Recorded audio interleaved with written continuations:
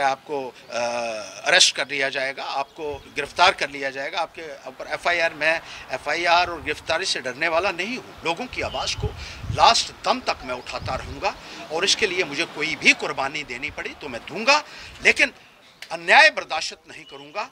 और जो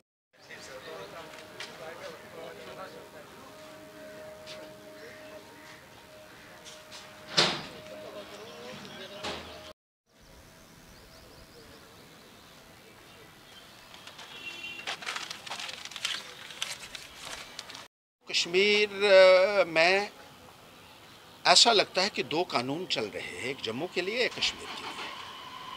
जम्मू में हेल्थ डिपार्टमेंट में काम करने वाले जो कर्मचारी थे, स्टाफ नर्सेस थी, पैरामेडिकल स्टाफ था और दूसरे जो कर्मचारी थे, उनको कोरोना महामारी के चलते निष्कासित कर दिया गया है।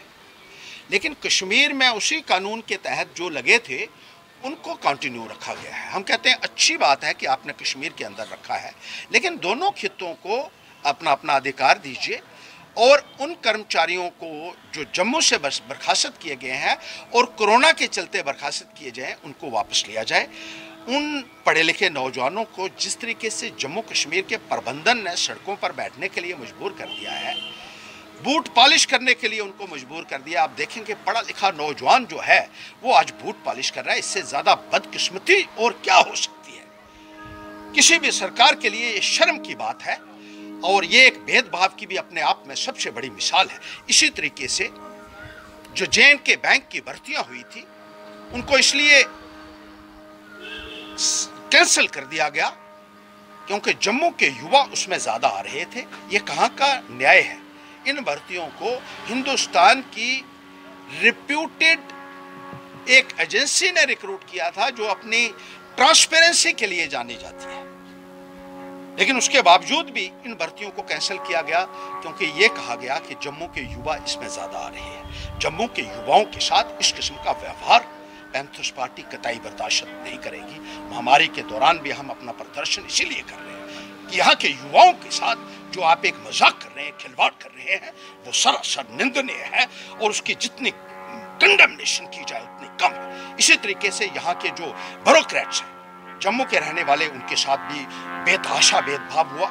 BR शर्मा जी जो पहले चीफ सेक्रेटरी थे उनको निकाल दिया गया था, उस वक्त अनसेरेमोनियसली निकाला गया था, और अब जब वो चेयरमैन बने पब्लिक सर्विस कमीशन के तो फिर से उनको वहां से बाहर निकाल दिया गया क्योंकि वो जम्मू के रहने वाले थे। इसी तरीके से DGP Vaid son of the soil थे जो जम्मू के, जो डायरेक्टर जनरल पुलिस थे उनको भी इसी भारतीय जनता पार्टी की सरकार ने बाहर किया था और बहुत ही डिसकर्टियसली उनको रिमूव किया गया था, जो कि सरासर गलत है। जम्मू के लोगों के साथ भेदभाव लगातार चल रहा है। यहाँ के नौजवानों के साथ, विद्यार्थियों के साथ, पढ़े लिखे युवाओं के साथ, कॉन्ट्रैक्चुअल्स के साथ, डेली रेटेड वर्कर्स के साथ, ऑफिसर्स के साथ भेदभाव है, किसानों के साथ भेदभाव है, जिसकी हम कड़ी मजम्मत करते हैं। और साथ ही ये कहना चाहते हैं कि जो जम्मू कश्मीर के नौजवान, लेबरर्स, मजदूर, विद्यार्थी बाहर फंसे हुए हैं, उनको वापस लाने के लिए सरकार की तरफ से कोई कदम नहीं उठाए जा रहे हैं,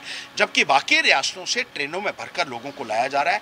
बीजेपी की सरकार आज जहाज भेजे हुए हैं उन्हें विदेशों में, वहां से उठा के लोगों को अपने विदेश में वापस, कल पाकिस्तान में भी लोगों को यहाँ जो फंसे हुए थे उनको वापस भेज दिया गया। लेकिन जो गरीब मजदूर हैं उनके लिए भी तो दीजिए, उनको तो जहाज दे दिया आपने बड़े बड़े लोगों को, लेकिन जो गरीब मजदूर फंसे हुए हैं वो पैदल आ रहे हैं। बहुत सारे रास्ते में जो है अनगिनत परेशानियां हैं। कुछ मजदूरों की डेड बॉडीज आई हैं बाहर से, कुछ लोग कोरोना से मर रहे हैं, कुछ लोग भूखमरी से मर रहे हैं और उनके पास खाने के लिए आज की तारीख में कुछ भी नहीं है।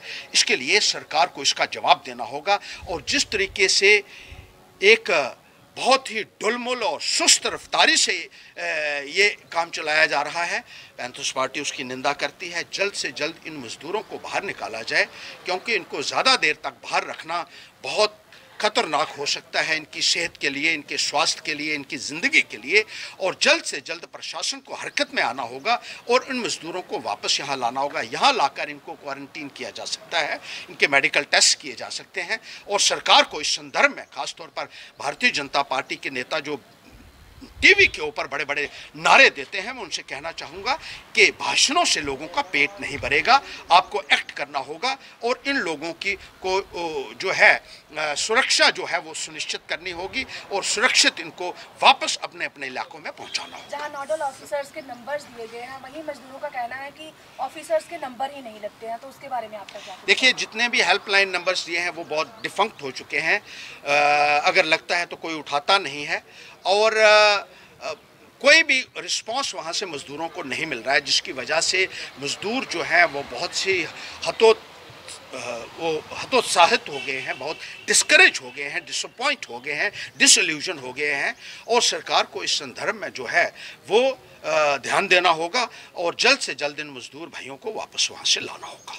अपोजिशन पार्टीज जब भी कोई प्रेस कॉन्फ्रेंस करती हैं या कोई प्रोग्राम रखती हैं तो उस पर पुलिस बिठाई जाती है, वही अगर बीजेपी करती है तो वहाँ पे कोई नहीं। देखिए, आज हमने जम्मू के लोगों की बात करनी थी, मजदूर भाइयों की बात करनी थी, यहाँ पुलिस बिठा दी गई है, घेर लिया गया है और ये कहा जा रहा है आपको अरेस्ट कर लिया जाएगा, आपको गिरफ्तार कर लिया जाएगा, आपके ऊपर एफआईआर। मैं एफआईआर और गिरफ्तारी से डरने वाला नहीं हूँ। लोगों की आवाज़ को लास्ट दम तक मैं उठाता रहूँगा और इसके लिए मुझे कोई भी कुर्बानी देनी पड़ी तो मैं दूंगा, लेकिन अन्याय बर्दाश्त नहीं करूंगा और जो भी भेदभाव हो रहा है, जो भी ज्यादती हमारे लोगों के साथ हो रही है, उसके विरोध में हमेशा अपनी आवाज़ बुलंद करता रहूंगा। लेकिन किस बिना पर आप पर एफआईआर लगाई जाएगी? क्योंकि यहाँ पर तो आपने सोशल डिस्टेंस को बिल्कुल मेंटेन किया गया है और अकेले ही यहाँ पर जो है आप अपनी लड़ाई को लड़ रहे हैं। बीजेपी के लोग जो हैं वो नहीं चाहते हैं कि इस प्रशासन की गलत नीतियों को कोई उजागर करने की कोशिश करे।